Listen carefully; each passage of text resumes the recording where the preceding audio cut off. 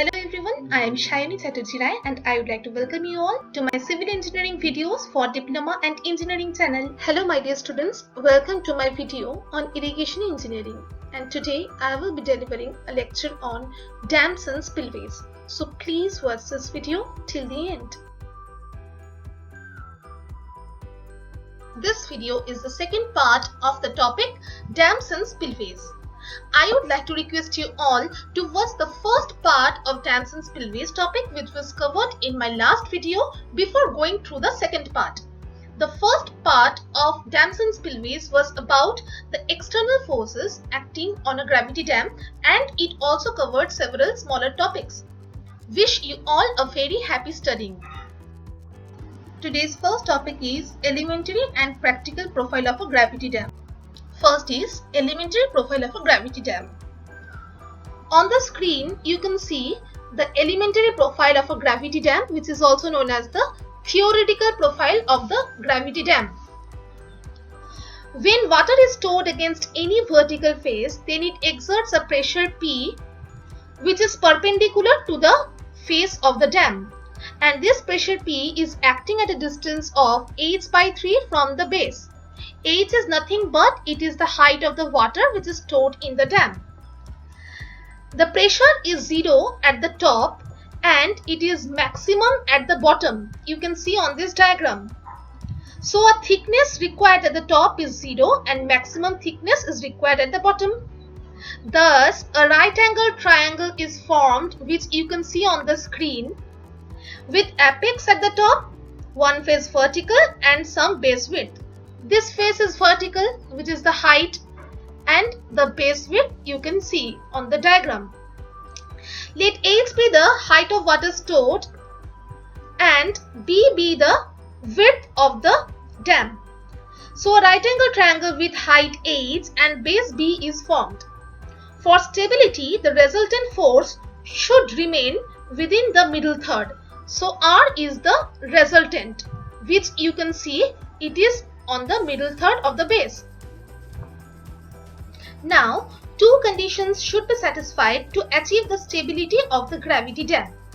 Let us now check what are these two conditions. First is when the reservoir is empty, and second when the reservoir is full.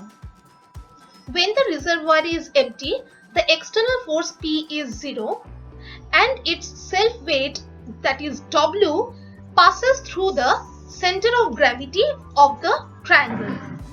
So the point C is at a distance of b/3 from the hill. This is the hill part and this is the toe part of the dam. Point C is the extreme left end of the middle third of the base.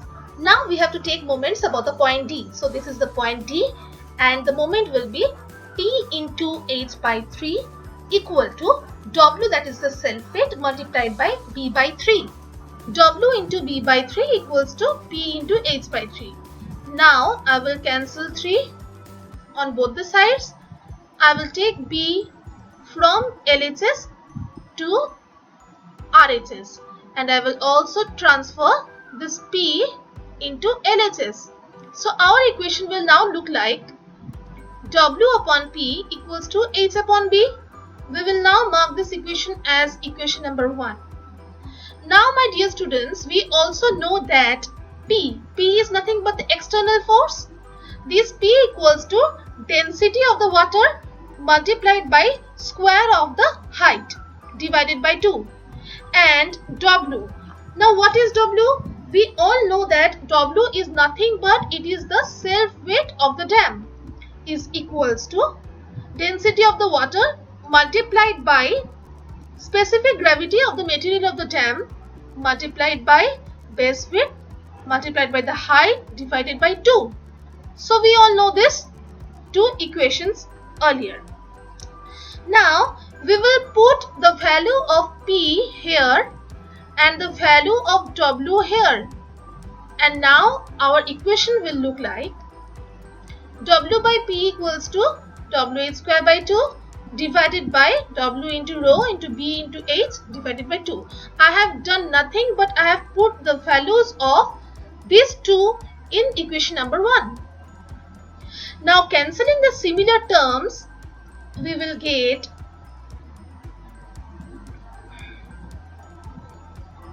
the equation will look like W upon P equals to rho B upon H. Now mark this equation as equation number 2. I hope this is very much clear to you. Now what we will do, we will equate both these equations because we can see W upon P is common. So after equating equation number 1 and equation number 2, we get H upon B equals to rho B upon H. H upon B, here you can see H upon B, so I have put it here, and rho B upon H, so I have put it here. Now we have to do cross multiplication, so H into H equals to B into rho into B.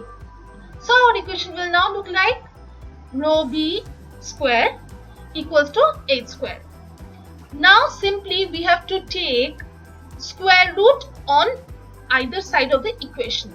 So our equation will look like B equals to H upon root over rho. I hope this is very much clear to you. This is very much important. Thus we can say that the elementary profile of a gravity dam is a right angle triangle with base width equals to H upon root over rho. Our next topic is practical profile of a gravity dam. I have drawn the elementary profile of a gravity dam with base width equals to H upon root over rho. In elementary profile, the maximum pool level or the FRL is at the apex of the dam. But in actual practice, water level can rise above this level due to various reasons such as heavy wind, waves or peak flood, etc. So, some safety margin should be provided at the top so that the excess water may not spill over the top of the dam. Again, some top width is also necessary for the stability and for providing the roadways over the dam. This safety margin is known as the freeboard. The amount of freeboard depends on peak flood, intensity of wind or height of waves. In normal practices, freeboard is generally kept from 2 meter to 3 meter. The top width of the gravity dam is denoted by A, and A is determined by Bly's empirical formula. A is equals to 0.552 root over H. Thus, the elementary profile of the gravity dam is modified by providing freeboard and some top width, and this modified profile is called as the practical profile of a gravity dam. Next is low dam and high dam. To decide whether a dam is a low dam or a high dam, first of all we will see a basic equation which is shown on the screen. H equals to F upon omega multiplied by rho plus 1. Here omega means the unit weight of water, that is 1000 kg per meter cube, and rho means the specific gravity of the materials of the dam, and F states the permissible compressive stress in masonry in kg per meter cube. Now on the basis of this formula, we will decide whether a dam is a high dam or whether it is a low dam. So if the value of H is greater than F upon omega multiplied by rho plus 1, then it is a high dam, and if the value of H is less than F upon omega multiplied by rho plus 1, it is called as a low dam. The following figure shows the section through a high level dam. In this case, the allowable stresses are often exceeded, and resultant of all the forces acting on the dam passes through the middle third of the same horizontal joint, for which the section of the dam is given an extra slope for achieving the stability of the dam. Now in this figure you can see the limit of the low level dam. This is the heel part of the dam and this is the toe part of the dam. Next topic is failures in gravity dam. Generally 4 types of failure are observed in a gravity dam. A gravity dam may fail in overturning of the dam about its toe, or by sliding or shear failure, or by compression or crushing, and by tension. Now let's have a detailed discussion on each one of these failures. Overturning failure of a gravity dam. The solid gravity dam may fail by overturning at its toe when the total horizontal forces acting on the dam are greater than the total vertical forces, that is, its own self-weight. In such a case, the resultant force passes through a point outside the middle third of the base of the dam. The overturning may be caused at the downstream edge of any horizontal section. Practically, such a condition does not arise and the dam will fail much earlier by compression. Now, students, you may be wondering then what precaution we can take so as to avoid this failure. To avoid this overturning, resultant of all forces acting on the dam should remain always within the middle third of the base of the dam. This condition can be achieved in both the cases, when the reservoir is either full and if it's empty also. Next is sliding failure of gravity dam. The total horizontal forces acting on a dam tend to slide the entire dam at its base or along any horizontal section of the dam. The sliding may take place when the total horizontal forces acting on the dam are greater than the combined resistance offered by shearing resistance of the joint and the static friction. Factor of safety against sliding can be based on its frictional resistance as well as its shear strength of the dam. Now you can ask me that how we can take precaution to avoid this sliding. My answer will be sliding can be fully resisted when the condition for no sliding exists in the dam. What is that? We have to take tan theta equals to summation of all the horizontal forces divided by summation of all the vertical forces, and this tan theta should be less than the coefficient of friction of the materials of the dam. That is, tan theta should be less than mu. Mu is nothing but coefficient of friction of the materials of the dam. Compression or crushing failure in gravity dams. Due to excessive compression exceeding the permissible limit, the dam may fail. The excessive compression causes crushing of the dam materials or the safe bearing capacity of the soil. For the safety of the dam, it is necessary that the compressive stress of masonry should never exceed its permissible limit or safe bearing capacity of the soil under foundation. Tension failure or development of cracks in gravity dam. The tensile stresses should not be allowed to develop on the upstream face of the dam. But if due to some reasons tension is developed in the dam section, crack will form in the body of the dam and ultimately this will cause the failure of the dam. To avoid this kind of failure, we have to maintain the middle third rule. For high gravity dams, certain amount of tension is permitted under severest loading conditions in order to achieve economy in design.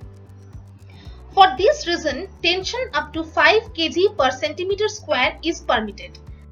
This is done due to the fact that worst loading conditions occurred in gravity dam only momentarily, for very little times, and they never last or occur frequently. Next is galleries in gravity dam. Galleries are the horizontal or sloping openings which are provided in the body of the dam and are constructed longitudinally or transversely and are provided at various levels in the dam and interconnected with vertical shafts fitted with lifts or mechanical lifts.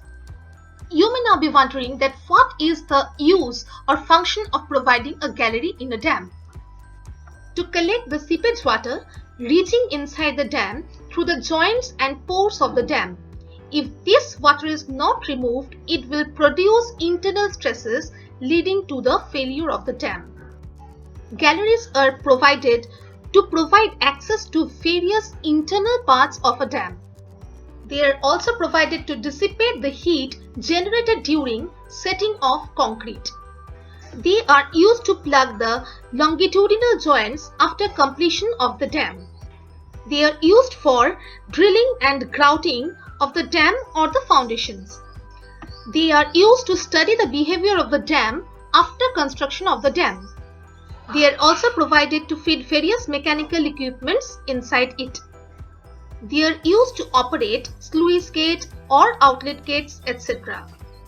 Galleries of various levels are connected by vertical shafts, and these shafts are generally provided with lifts and stairs both. Sometimes shafts are used to measure the deflection of the dam also. I have tried to explain this topic to you in a very simple and lucid manner. If you have learned anything from this video, please hit the like button. And also please share this video with your friend. And for more new updates, don't forget to subscribe to our YouTube channel. And don't forget to press the bell notification for instant updates. Thank you for watching this video.